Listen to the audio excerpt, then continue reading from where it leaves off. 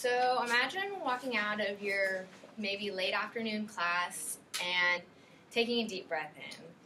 Think about what you smell. If you are thinking about what I'm thinking, you probably smell the dairy.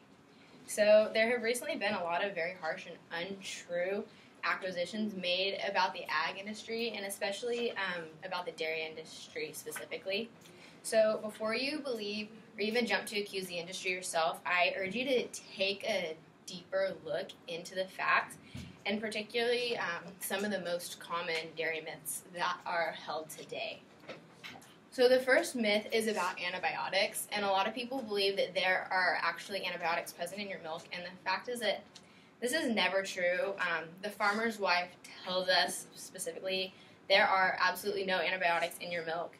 And in addition, U.S. Farmers and Ranchers Alliance tells us that cows that are on antibiotics regularly are never kept in the milking herd, and cows that are just on antibiotics for a routine whatever treatment they may be looking to fix, they are actually having their milk diverted away from the tank and it is discarded and is never actually used in the rest of the milk that is going out for consumption. So as you can see here in the graphic, out of 3.14 million tanks tested in 2014, only 0.014% tested positive for antibiotics. And U.S. Farmers and Ranchers also tells us that every tank is tested and any trace of antibiotics results in what would be called a hot tank and the entire tank is dumped. The second common myth is growth hormones, and a lot of people also believe that there are growth hormones in your milk. Now, this isn't the case as artificial extra hormones because drinkmilk.com tells us that hormones are already naturally present in your milk. So many producers will use growth hormone to supplement milk production and growth, but there are actually no traces of it in the milk because they stop giving it after a certain age so that it will never ever be present in the milk itself.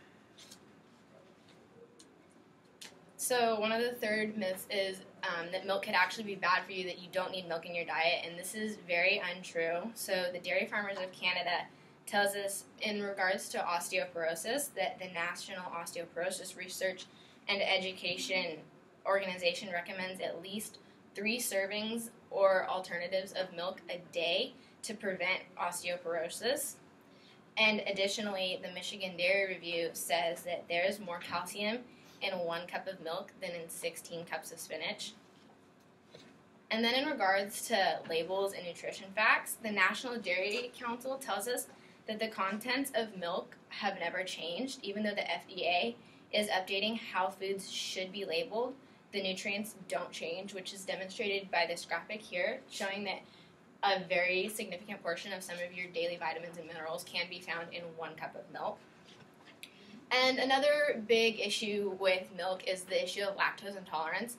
And a lot of people believe that lactose intolerance means that you can't have any dairy products, but this just isn't the case.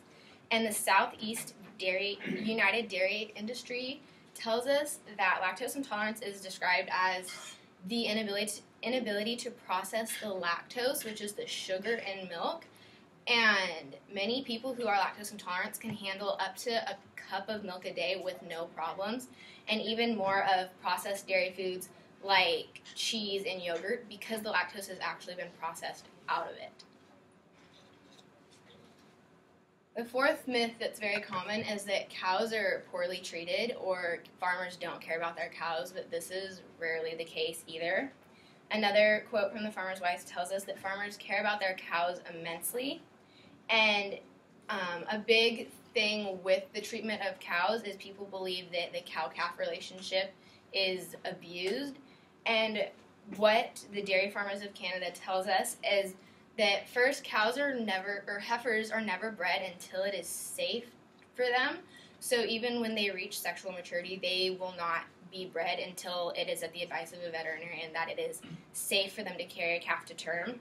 And then in regards to calves being taken from their mothers, they actually tell us that dairy cows really don't have much of a mothering instinct, which is why calves will be taken because humans could actually do a better job to care for them than their cow mother, which is the whole reason behind it. And cows actually are not kept pregnant and milking year-round. Usually cows will be given about 2 months off in between breedings where they are not milking and are not being put through work like that. And that happens usually on a yearly cycle. So 2 months every year they will be given like their paid leave.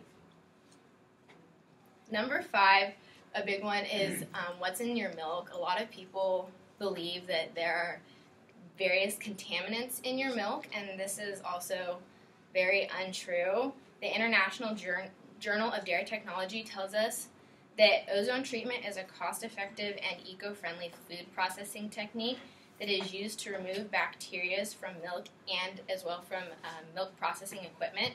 So that ensures that all of your milk is clean and free of bacteria and anything else. And the Western Dairy Association also tells us that milking procedures are completely safe. Cows are disinfected before and after milking to contain any bacteria or anything else from getting into your milk.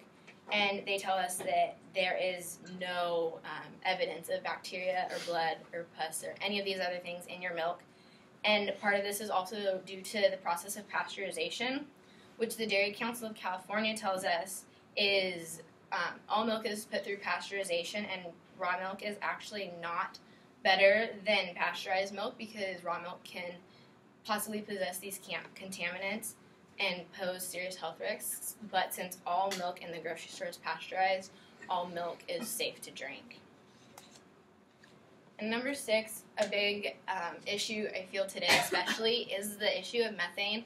A lot of people believe that cows are the main source and a huge part of global warming because of the amount of methane they produce, but this actually isn't all that significant because Star Tribune tells us that all ruminants produce methane, not just cows, and they also said that 80 million years ago, the bison population was the same as the dairy population is today, yet dairy cows naturally produce less methane, and they're also fed a diet that is meant to produce less methane and causes them to produce less methane.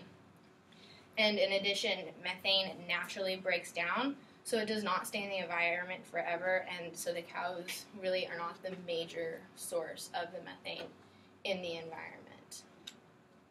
So in conclusion, I urge you all to think twice before you might attack the dairy industry or the ag industry in general, because the farmers and ranchers and everybody who's involved in this industry care immensely about their occupation, and it's not just a job for them, it's a lifestyle, and I'm sure a lot of people have heard, but it's not just their job, it's their life.